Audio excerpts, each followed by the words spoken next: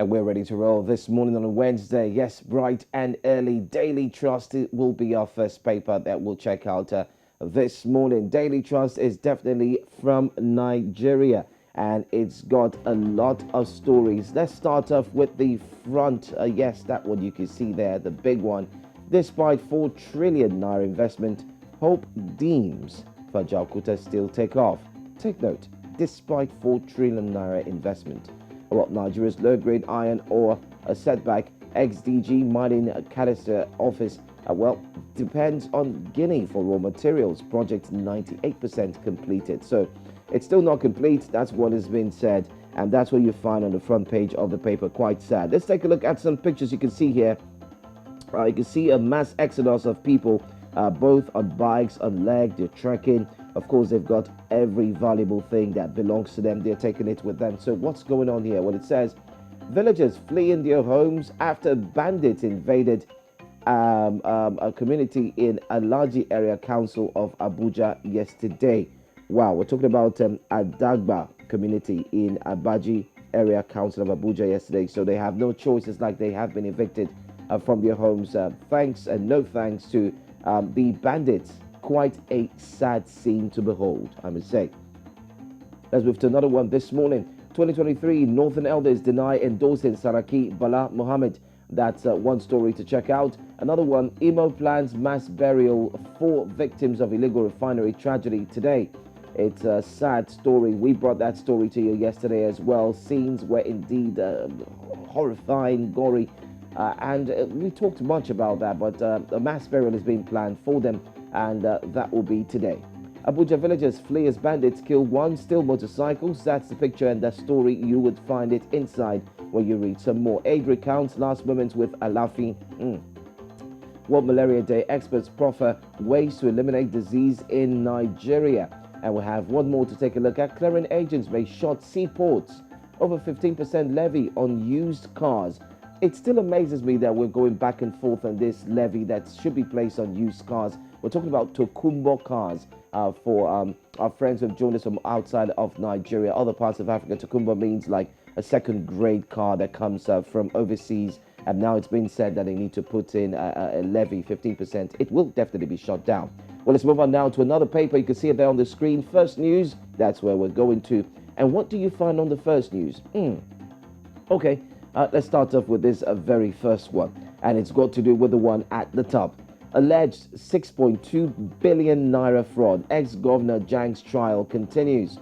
Ex-Governor Jang's trial continues. Alleged 6.2 billion naira fraud. Don't forget, other governors were recently released in terms of they were pardoned, presidential pardon, which indeed is stirring a lot of conversations in different spaces. But this time, this is an alleged case, not yet proven. But the court case continues, and that will be today.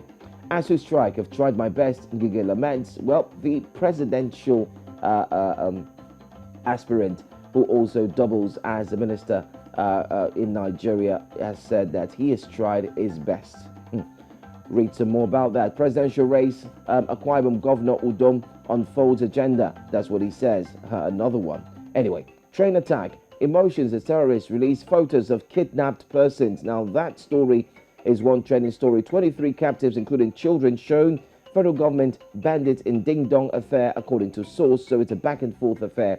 And they just released pictures. It's like they're sending a reminder to the federal government and to every Nigerian that, listen, we are still in charge. Quite a sad situation. Osibajo deserves to be president, says Ogun Monarch. Read that story as well. Let's take 2 more from the First News. Government calls for calm as flood sacks Lagos Island communities. Residents protest. Government calls for calm as flood sacks Lagos Island communities. I saw a video of Adeniji Adili, the market area, and it was indeed horrible. People were actually, I would say, swimming their way to their shops. Quite sad. Police shot Mami Market after Yobe explosion. That's another story. And then Imo communities allege plots to seed oil well. Yeah, to seal oil wells to rivers. Well, go get the First News. It is definitely loaded. Let's leave the First News now and go straight to another paper this morning, and we will be talking Daily Nation. That's what we're going to this morning. on Breakfast Central, taking a look at the front pages. Well, Interpol probes politician who moved 25 billion shilling on the money trial. Who's the mystery, I beg your pardon, a politician in global investigation. It says Interpol probes politician who moved 25 billion shilling. Wow, quite strong. Well, if you look to the right, delay tactic fears as aspirants get 20 days to name deputies.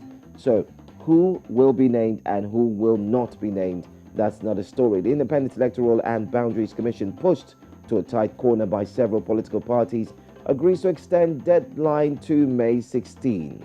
Aside that story, let's look at another one. Quite sad tragedy.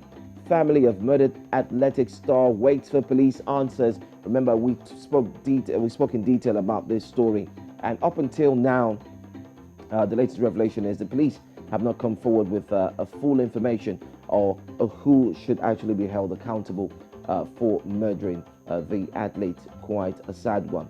CBC training for junior secondary school teachers begins. That's another story you find. Well, go pick up the Daily Nation. It's from Kenya, and I'm sure you will get all the details as well. Well, let's leave the Daily Nation this morning and let's see where we're going to next. I know you can see that. It's front page all the way in Liberia. Well, Erdogan's grip on where? That's the story. Erdogan's grip on where? Well, where the Turks deported to secure Turkish investments in Liberia. Read all about that. It's got to do with George Weah and, of course, Turkey. Boiling point. Boiling point. Well, in a stinging letter to the George Weah's led government, mining giant ArcelorMittal takes issue with various concession breach, signaling that it has reached. So there's a boiling point right now.